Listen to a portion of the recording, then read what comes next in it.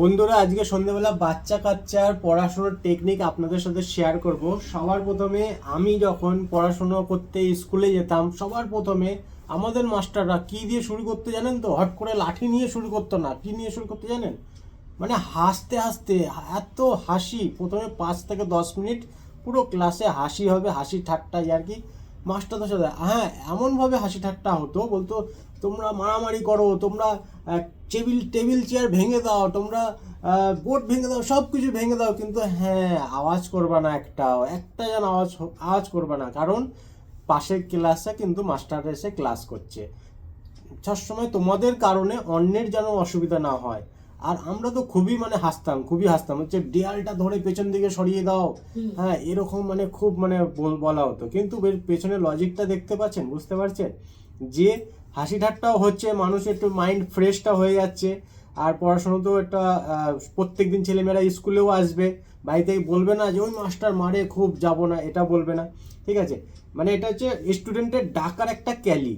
আর এর পিছনে একটা রহস্য হচ্ছে এইটাই, দেখুন তার মধ্যে থেকে একটা শিক্ষা, মাস্টার একেই বলে মাস্টার, তার মধ্যে থেকে একটা শিক্ষা দিয়ে দিচ্ছে যে অপরের কারণে, তোমার কারণে অপরের জন্য কোনো ক্ষতি না হয়। তা এইটাই হচ্ছে তার বলার মানে, যে তোমরা হাসো দাসো, খেলাধুলা করো, মাটিতে গড়াগড়ি খাও, মারামারি করো, সব করো, কিন্তু কোনো আওয়াজ করো না। ক্লাসের মধ্যে করো, কিন্তু কোনো আওয়াজ করবে না, ঠিক আছে? কিন্তু আওয়াজ না করলে কি হবে? আওয়াজ না করলে কোনো জিনিস হয় এই পৃথিবীতে, এই দুনিয়াতে? একটা যদি কোনো কিছু করা হয়, আওয়াজ না হলে হয়? একটা আপনি টেবিল ভাঙবেন, আওয়াজ হবে না?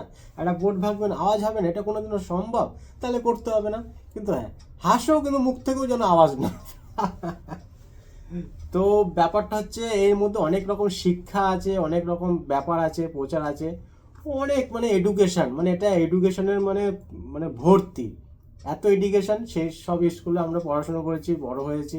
তো বন্ধুরা, এটাই ছিল জাস্ট একটা ছাত্রছাত্রীদের আপনার পড়ানোর একটা টেকনিক, যেটা অনেক রকম বাচ্চাদেরকে এটা আমার মনে হয় এটা লাগু করাটা উচিত। তারাও যেন পড়তে যেতে চায়, যেন তারাও যেন বাড়িতে এসে এটা না বলে আমি আর পড়তে যাব না, আমি আর স্কুলে যাব না, আমি আর ওই মাস্টারের কাছে পড়বো না। এই জিনিসটা যেন না বলে। এইটা বললে পরে কি হয়, তখন গার্জেনদেরও অনেক মনে কষ্ট তৈরি হয়ে যায়, কষ্টের সৃষ্টি হয়, তখন গার্জেনরাও চিন্তায় পড়ে যায়।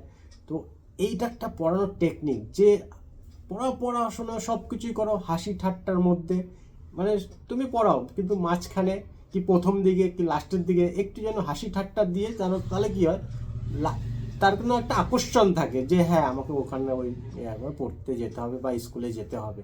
এটা একটা আমার মনে হয় খুবই ইম্পর্টেন্ট একটা জিনিস। তুমি কি বলো গো? অবশ্যই। আমার মেয়ে যেরকম ওদের আন্টিদের কাছে পড়তে যেতে দেয়, যাব, মজার মজার গল্প শুনবো, খেলবো, যাব, গল্প করব। হ্যাঁ, আমরা যখন স্কুলে যেতাম, একটা স্যার ছিল, ওরে বাপরে বাপ, বড় বড় কঞ্চি, ভেঙে যেত আবার আনতো, ভেঙে যেত আবার আনতো। প্রথমে হাসিয়ে দিত, তারপরে মারতো। হ্যাঁ, ওটা খুব রেগে গেলে, খুব বদমাইশি করলে, ছেলেপেলেরা খুব বদমাইশি করলে তখন ওই লাঠিগুলো ভাঙতো। আর কোথায় কোথায় যে ভাঙতো, তবে হ্যাঁ একটা গায়ে ফায়ে পিঠে পিঠে পড়তো না, দরজায় বেঞ্চে এখানে ওখানে লেগে ভেঙে যেত।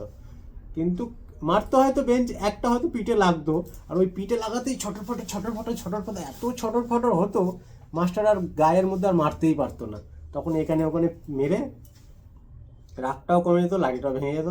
পরের দিন আবার এক গোছা লাঠি আনবি, কেউ আনবি তো ব্যাস। যে আনতো তাকে আগে মারতো না? কি হবে, এটা তো তাহলে অন্যায় করা হবে। হ্যাঁ, আমাদের ক্লাসে তাই করা হতো, যে যাকে যেটা নিয়ে আসতে বলতো আগে তাকে দিয়ে উদ্বোধন করতো। ঠিক আছে বন্ধুরা, নিয়ে আসতো না ওর জন্য। ঠিক আছে বন্ধুরা, আজকের মতো এখানে শেষ করছি, নাহলে সব উগলে যাবে। এর জন্য আর বেশি উগলিয়ে লাভ নেই। Tata, good bye.